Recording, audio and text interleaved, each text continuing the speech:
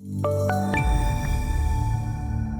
the energy quadrant today, taking a look at the October natural gas contract, which had some very large swings on the upside today. We actually got up to 5.600, 560 on the upside, 2.56% higher than yesterday's settlement, approached yesterday's highs, as a matter of fact, but then swung down to the negative side. 5.228 was the low.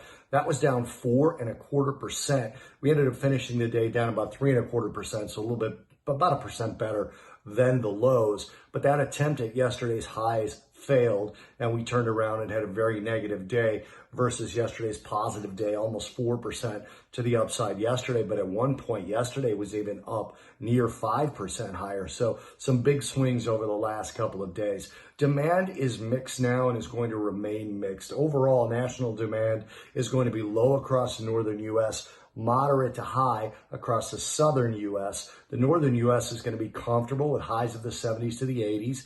California to West Texas will be hot with highs in the 90s to 100s. The East is going to be warm to very warm, highs of the 70s to the high 80s, maybe the low 90s in some areas. Nicholas is shifting over the Southeast, so you can bring a little bit of cooling there, but they'll still have comfortable highs in those mid 80s, and much of the U.S. will be warm with highs of the 70s to the lower 90s going into this weekend.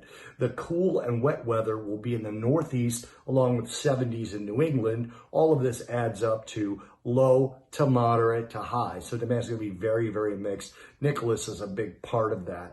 Also, the EIA was released today, and we're not seeing any effects as of yet from that emergency shortage out of Europe. It printed a build of 83 billion cubic feet, which was larger than national survey averages, near 75 billion cubic feet, and larger than the 5-year average, which would be around 79 billion cubic feet for this time of year. The increase, this particular build increased supplies to 3.006 trillion cubic feet, and the deficits improved to minus 231 billion cubic feet versus the 5-year average. Next week, we're expected it to be slightly smaller than the 5-year average in terms of the build.